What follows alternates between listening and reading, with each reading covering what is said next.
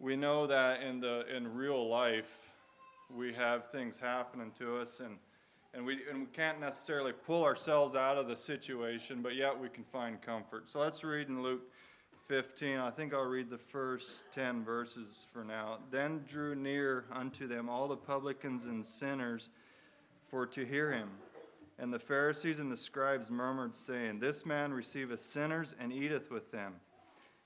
And he spake this parable unto them, saying, What man of you, having 100 sheep, if he lose one of them, doth not leave the 99 in the wilderness, and go after that which is lost until he find it? And we have found it, he layeth it on his shoulders, rejoicing. And when he cometh home, he calleth together his friends and neighbors, saying unto them, Rejoice with me, for I have found my sheep which was lost. I say unto you that likewise joy shall be in heaven over one sinner that repenteth, more than over 99 just persons which need no repentance. Either what woman having 10 pieces of silver, if she lose one piece, doth not light a candle and sweep the house and seek diligently till she find it? And when she hath found it, she calleth her friends and her neighbors together, saying, Rejoice with me, for I have found the piece which I had lost. Likewise I say unto you, there is joy in the presence of the angels of God over one sinner that repenteth. And here we see the thing that I want to pull out of these two things is the 99, or I guess before I go into that, like I said, if I lost a penny, it's probably not a big deal, right? Because you can go get another one. But as if we see the 99, or this lady that lost a piece of silver, the reason she goes looking for it is because the 99 and that piece of silver is valuable. And as we think of Jesus, he's not just this rancher that, oh, this cow goes out, oh, let it learn its lesson, tired of getting it back in. No, he realizes the 99 have a lot of value, and that's why he goes in search for that. So that's I trust that's each one of us that are in the fold. Sometimes we maybe the chase, or maybe that's not an exciting, but we have value that Jesus puts on us, that he uses this example that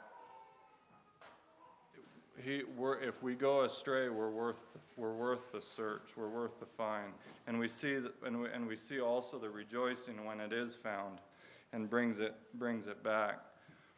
And then I'm gonna keep on reading. And he said, A certain man had 2 sons, and the younger of them said to his father, Father, give me the portion of goods that falleth to me. And he divided unto them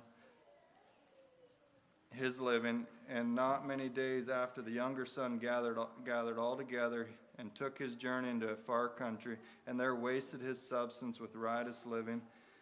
And when he spent all, there arose a mighty famine in the land, and he began to be in want. And he went and joined himself to the citizens of that country, and he sent him unto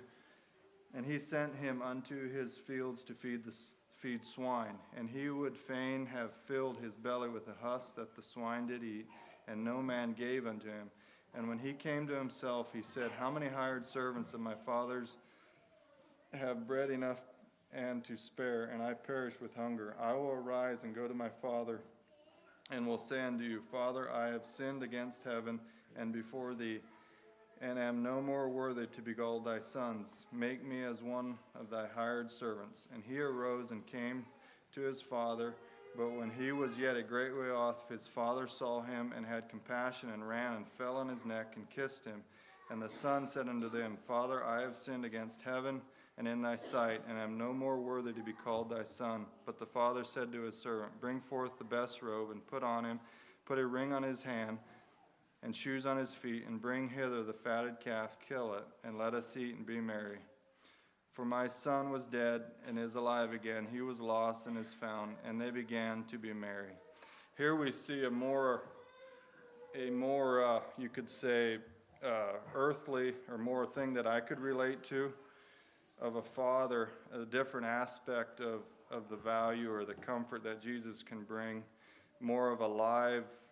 The Father had business. The Father had things to attain to, and his Son left, but he was always there. He knew the value of his Son never left when he came back. And I would like to talk a little bit now about, as we think of order, let's turn to Luke 8.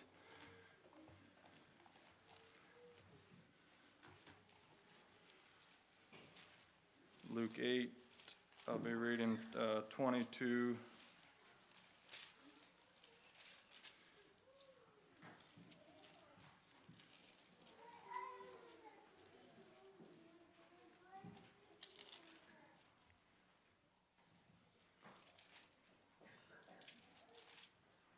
Starting in verse 22 to 25, it says, "Now it came to pass on a certain day that he went into a ship with his disciples, and he said unto them, Let us go over unto the other side of the lake. And they launched forth, and as they sailed, he fell asleep. And there came a storm of wind on the lake, and they were filled with water and were in jeopardy. And they came to him and awoke him, saying, Master, Master, we perish. Then he arose and rebuked the wind and the raging water, and they ceased, and there was a calm. And he said unto them, Where is your faith? And they, being afraid, wondered, saying one to another, What manner of man is this? For he that commandeth even the winds and the water, and they obey him." I have a picture here. I don't know if this makes it out of what was going on here. We see Jesus, obviously he's awake there now, and he's getting ready to calm the storm. And it's interesting is if you look at each one of these men, and I'm just going to use this example. You know, we see this guy. He's way in the back here. He's really trying to run that rudder to keep him afloat. And this guy here, he's trying to hold the sail up to keep it from blowing away. And this guy's over here is paddling. And then these guys are praying. You know, we think that's how a lot of our lives are. Which one are we? Which one would we be in this boat?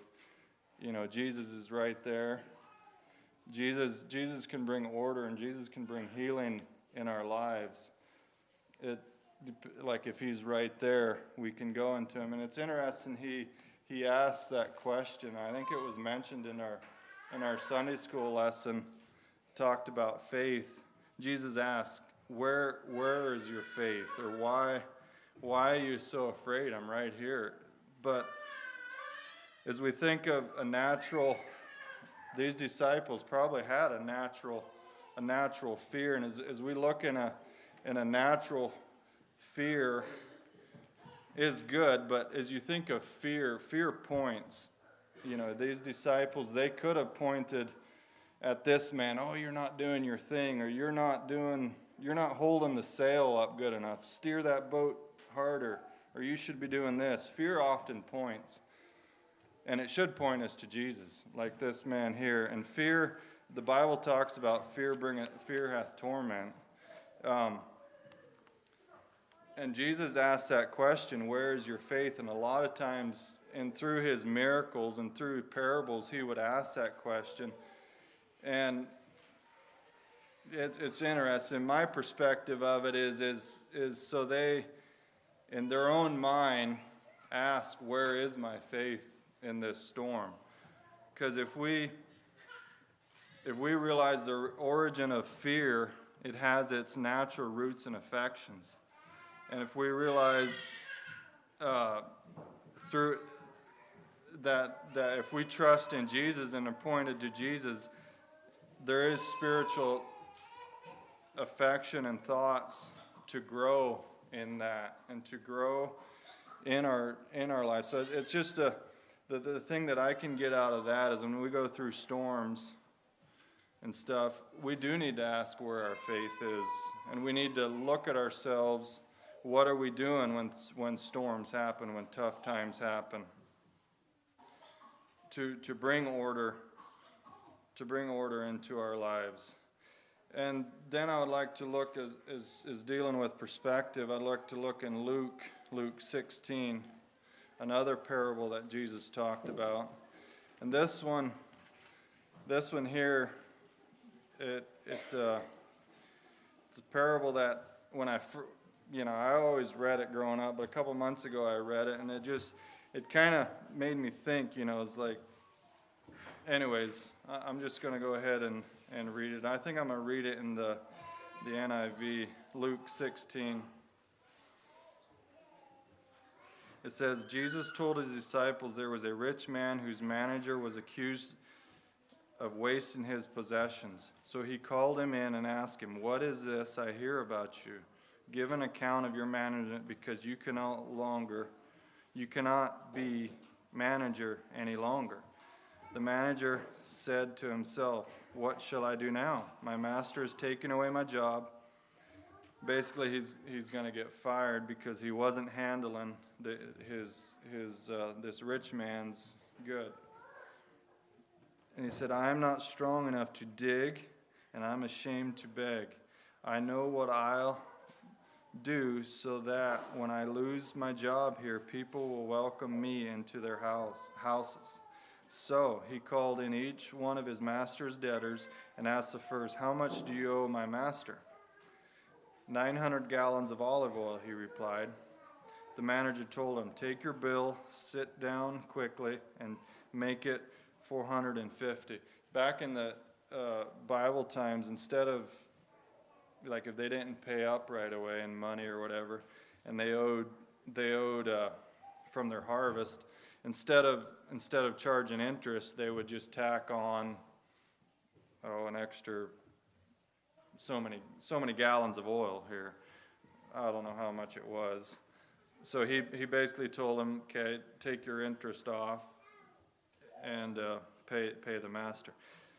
No wonder he was getting fired. Anyhow, the manager told him, "Take your bill." Okay, I think I read that. In verse 7, then he asked the second, "How much do you owe?" 1,000 bushels of wheat, he replied. He told him, "Take your bill and make it 800. The master commended, then here it goes, and it says, the master commended the dishonest manager because he had acted shrewdly. For the people of this world are more shrewd in dealing with their own kind than are the people of the light. I tell you, use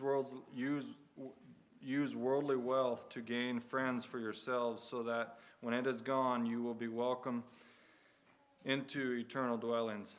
Then in verse 10, "Whosoever can be trusted with very little can also be trusted with much, and whosoever is dishonest with very little will also be dishonest with much.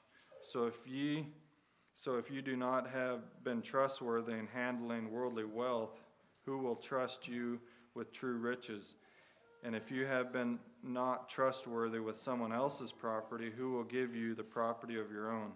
No one can serve two masters. Either he will hate the one or love the other, or you will be devoted to the one and despise the other. You cannot serve God and mammon." And here's the key verse here in verse 14. It says, the Pharisees who loved money and heard all this were sneering at Jesus. They probably were caught up in the account that this story just made them mad, that this worker or this guy was cutting this thing in half or taking advantage of his master. And it's interesting how Jesus turned that around, and we'll keep reading in verse 15. "And he said to them, ye are the ones who justify yourselves in the eyes of others, but God knows your heart. What people highly value is detestable in God's sight. The law..."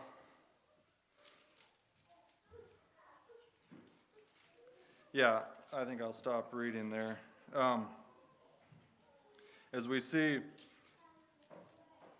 like I was saying, the Pharisees were Jesus knew their hearts. He knew what would get them, and he brought out this parable.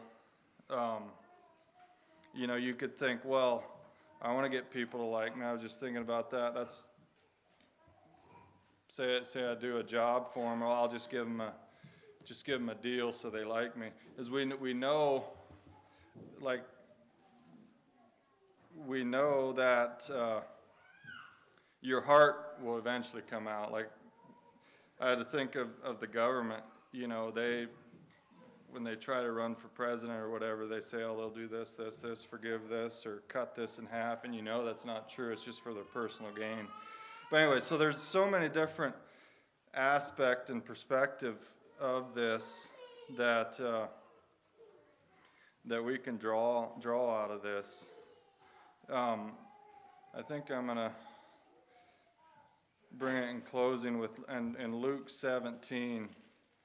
As we think of order, comfort, order, and perspective, in Luke 17, it seems like this just kind of all draws it together of what our perspective is and who we are in relating to God and what He asks of us. It says when He's in Luke 17, verse 7, but which of you having a servant plowing or feeding cattle will say unto him by and by, when he is come from the field, go and sit down to meat, and will not rather say unto them, make ready wherewith I may sup, and gird thyself and serve me, till I have eaten and drunken, and afterward thou shalt eat and drink. Basically this is saying that if you have a servant and he comes in,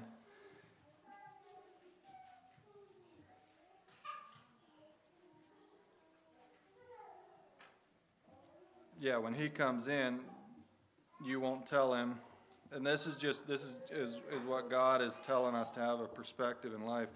The hired man won't tell the servant to go sit down and I will make you something to eat.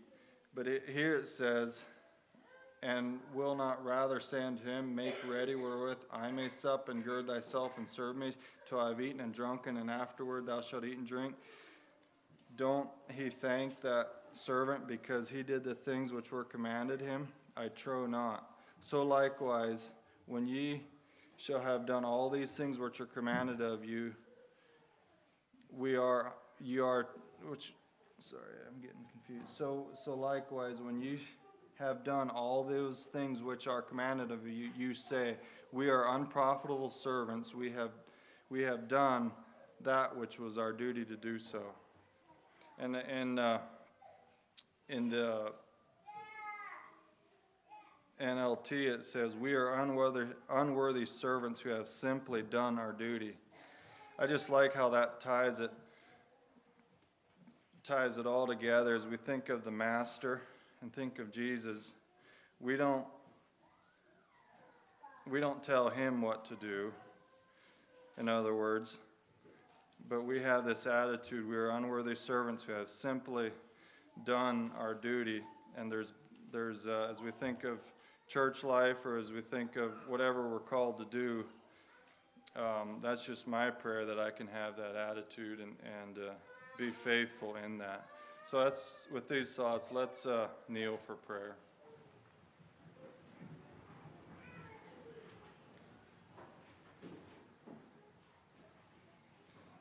Dear God, I just thank you for this day. Thank you for this church and the ones that came out. God, I just pray that we can be blessed. Thank you for your word. God, I just thank you that it's alive and that it can speak to each one of us. I pray that your will could be done with what's shared. Just bless our time together as we fellowship afterwards. Just commit our lives to you. In Jesus' name, amen.